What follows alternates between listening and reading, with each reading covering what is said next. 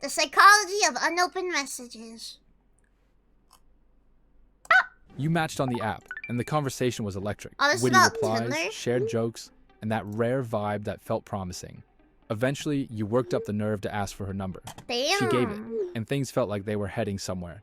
You texted her later that night, something casual but clever enough to keep the momentum going. Clever. And then, nothing. Ha! You got Hours ghosted. turned into days, and her reply never came.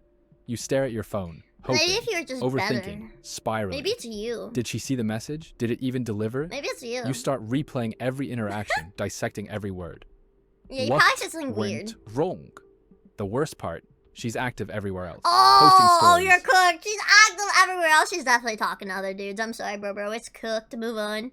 Replying You in would group ghost all of chats. us? But your message? Well, here's the difference. I wouldn't scream and cry because I have so many messages, and I'm like, and I feel guilty that I take too long to respond, and then I get overwhelmed that it took so long, so then I just don't look, and then maybe a few months later I'll look at it. Still unopened. It's like Schrodinger's text, both acknowledged and ignored, alive and dead. It feels like a power play, It a is a subtle power way of play. saying, I'm busy. My time matters more than your words. Ha! And it doesn't just sting, it triggers something deeper, something It primal. hurts. In this video, we're diving deep Being into the ghosted sucks. I definitely know the feeling. I feel like we all know that feeling. You're texting someone and you're so happy, and you think about every response you say, and you sit there like excited and giddy to wait, and eventually the messages slowly stop coming, but you're still excited for it, so you sit there waiting like a puppy. Anyone else? psychology of unopened messages, why they hit so hard, what they mean, what they reveal mean. about us. It does. Because let's face it, it's been 3 weeks and you need answers. 3 weeks? Oof. Yeah, In that's our rough. Move hyper-connected on. world where smartphones feel like an extension of our very selves, ignoring a message is no Oh, longer a put my simple legs act. up. It's a loaded statement. Oh, I'm It's a sorry. conversation without words, packed with emotions, implications, and unspoken rules. Gone are the days when communication meant face-to-face chat. Yeah, we don't or the gotta occasional talk. We'll phone just call. message. Now every ping and buzz is a potential connection or rejection. The expectation of instant responses is baked into our culture. If someone doesn't reply, it's not just a delay. It's a breach of the It social means they contract hate we've me all and they want silently me agreed dead. upon. They need to But what message me happens right when those away while I expectations take crash 20 into hours to reality? respond. Leaving messages unanswered has become so common it's practically a modern art form. But why do we do it? What drives us to ignore the very tools that were meant to bring us closer? One reason is digital It's burnout. We live in an overwhelmed. age of information overload where our attention is constantly hijacked by endless notifications, tasks, real. and distractions. Sometimes ignoring a message is less about the sender and more about self-preservation, a That's way to carve out real. a moment of stillness in the chaos. Then there's a I think that is it exactly. It's like we're constantly doing things, especially, I don't know if you guys, but my life is online, my job is online, so I'm always looking at stuff, always needing to talk to people. And I see messages, I'm like, oh, I have to have individual conversations, and I know if I reply, they're gonna reply, and it's gonna keep going, and then I don't know what to say. Ignoring a message can feel like a quick escape from confrontation or awkwardness, the digital equivalent of crossing the street to avoid an ex. It's not brave, but it's human. It's And not sometimes, brave, but let's it's face it, human. it's a power play. In the delicate game of digital communication, the person who waits to reply or doesn't reply at all often holds the upper hand. It's That's a quiet real. way of asserting control, of signaling that Yeah, their time is more actually, fuck you guys. I'm not even overwhelmed to answer messages. I'm just asserting my dominance on you. Frick you. valuable than yours. But for others, the silence isn't about power or avoidance. It's anxiety, the pressure to That. Oh, I feel like anxiety is such a weird thing because people who don't have it, even if you explain it a billion different ways, they won't truly get it because it's something that takes over. At least for me, it's very physical. It takes over my whole body. I'll literally be vomiting and sick and bedridden, and I can't even look at stuff. When I was on my break, the first couple days, I felt too sick to even look at any social media. Every time I opened Twitter or even looked at Discord, I felt like I was gonna vomit. I couldn't talk to anyone. I was just sitting there in bed and playing Blue Archive. craft the perfect response, to strike the right tone, can be paralyzing. What if you say the wrong thing? What if they read it the wrong way? In these moments, leaving the message unopened feels like the safest choice, even if it's not the kindest one. Yeah, what I'll do is I'll read it, and I'm Now, like, oh, I can't respond, I can't think, oh god, I'm overwhelmed, I'll mark it unread. That way it's just not unread, it's undelivered, so I can get back to it. The perspective and focus on the person waiting, staring at their screen, heart sinking every time a notification turns out to be something else. The emotional toll of an unanswered message That's can be sad. heavier I than we hope people realize, don't feel that especially way. when the silence stretches on, or worse, when it's from someone we care about deeply. Feelings of rejection and self-doubt often creep in first. In the void of a response, our minds do what they do best: fill the silence with worst-case scenarios. Did I mess up? Are they upset with me? Am I not worth their time? These questions don't just linger, No, I they just hate carve my out space in DMs. your thoughts, chipping away at your confidence and feeding any underlying insecurities.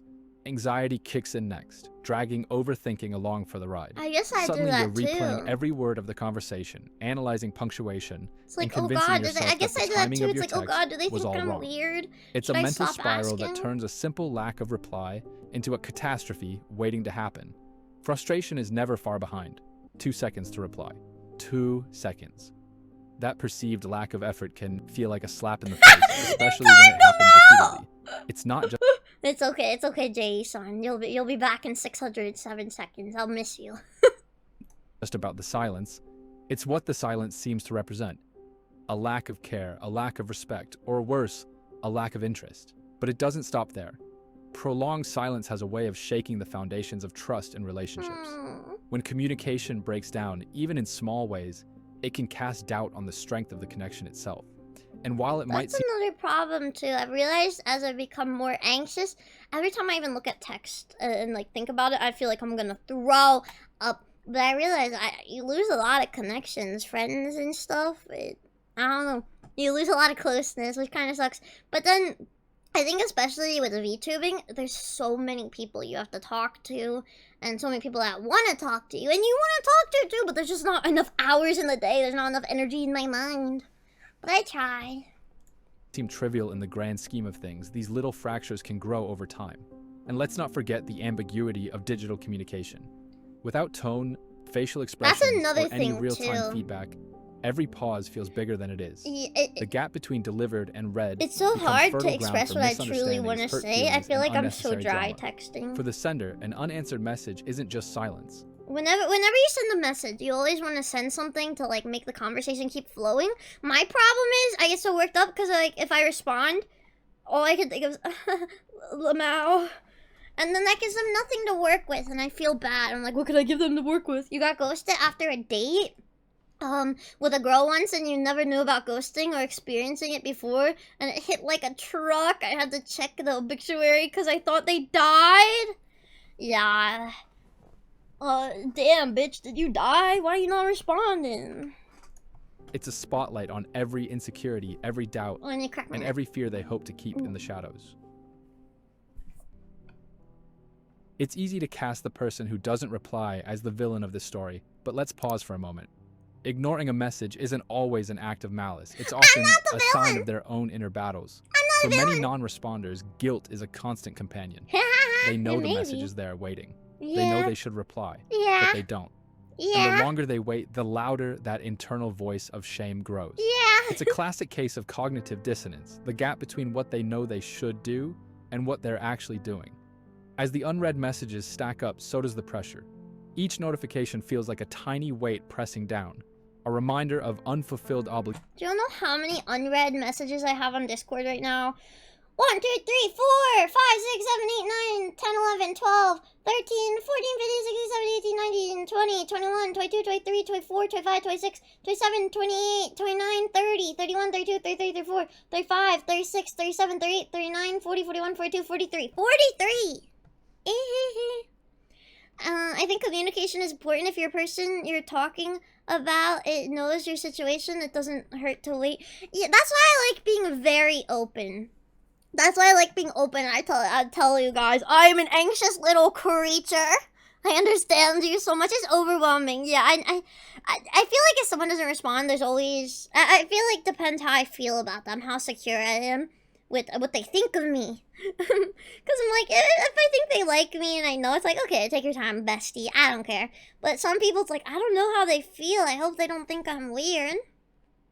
Time to make it The more 44. time passes, the harder it becomes to face, creating a vicious cycle of procrastination and mounting anxiety. Yet, paradoxically, avoiding messages can bring a fleeting sense of relief. Ignoring the notification means momentarily escaping the pressure to perform, to engage. to meet someone else's expectations. It's a short-lived reprieve, though, often followed by even greater stress, and the creeping realization that avoiding messages is becoming a habit. This avoidance can have real consequences. Over time, it chips away at relationships. Friends grow distant. Romantic connections That's literally what I was just saying. And professional opportunities slip through the cracks. That's the rough one. I feel so bad. I've literally reached out to VTubers. I got the courage. I'm like, I want to collab, or they'll reach out to me, and I'll go, oh yeah, and then I'll ghost it because I'm like, I can't even think of what to do, and it's even more anxiety inducing because I'm like, I either look up to this person or I don't know why talking to VTubers, it's kind of stressful, but I like it. The VTubers, there's a few that I feel really comfy with, and I'm like, thank you, you're so kind. I feel so bad because I reached out to someone. I was nervous to collab with him. Like, would you want to collab with me? And then she said, yeah, but I stream on YouTube. And I'm like, I feel like it makes it harder to collab. I guess I could do 2 separate ones. But I've ghosted that for a while. Unchecked, the pattern can spiral into social isolation, reinforcing a loop that's difficult to break. So In the real. end, the silence from the non-responder often says as much about their struggles as it does about their intentions. Behind every unopened message is a human being wrestling with their own complexities, trying to navigate a world of constant demands and impossible expectations. Real. We're snapping. When you send a message, you're It's doing so more funny. than I've just typing started words. doing that. Do you know when in like poetry and stuff, you're not supposed to clap? You're supposed to snap. I do that now. Whenever I'm like, damn, preach, I'll just start snapping. You're opening a door to connection, validation, or maybe even rejection. And when that response doesn't come, it's like standing in an empty room, waiting for someone who might never arrive. It's not just the silence, it's the void. Humans are wired for connection. We crave acknowledgement, even in the tiniest gestures. A text left unopened feels like more than a missed reply. It's a question mark about your worth, your importance, and your relationship with the other person. Neuroscience makes it clear. Every time we send a message, our brains anticipate a response. This video, if you don't get a response, I feel like you're being annoying. Exactly. I feel like this video is really good because it's showing both sides of it. I feel like the non-responder is often villainized, but I also, for me, maybe I might try and respond a little more. Maybe I'll go out of my comfort zone because I didn't realize how much impact it has. And then I think I feel the same way too if there's someone I want to message. Drina responds to my DM, shows she hates me once you died. Yeah, for sure. That little dopamine hit is a reward for reaching out. But when the reply never comes, it's like being promised a gift and receiving an empty box instead. No. The result? Frustration, longing, and a spiral of overthinking. Digital communication, for all its convenience, has made us lonelier than ever. The very tools designed to connect us often leave us more isolated. Without the context of tone, body language... Your phone is evil. Your phone is evil, and all these companies want you to be miserable. I think at the very least, once a week, you guys should just get off your phone for the day, do real life stuff. Don't look at Twitter, don't do anything. Obviously, you gotta watch Drill Akuma streams. Maybe pick the day you do this as the day I don't stream. But when I was on my break, I felt human again. I feel like for so long, I haven't even felt like a person. All the negativity on the internet, everything. I took a week break maybe from not looking at anything. I'm like, I feel like myself again. I feel happier. I'm not festering in negativity. Take a detox, especially if you're getting overwhelmed. And maybe take some time for yourself. Instead of scrolling through Twitter and like ordering food, sit there and cook a meal for yourself. Touching grass is insane. Well, I didn't really do that. I sort of just sat in my room. Being chronically online is a disease of the moment. Yeah. Dopamine detox is really good. That too. Things feel better because you go to your phone to feel good. Oh, I'm bored. Sometimes, like, people can't just sit there and be bored now. But it kind of feels good to be bored. Not good, but just to be content in the moment. Like, I realize I can't even sit there and watch YouTube without being on my phone. I need to do so many things at once. Like, I'm actually enjoying the video I'm watching. I'm taking it in. That's why I have so many things I might watch later. I was just watching cool, interesting things.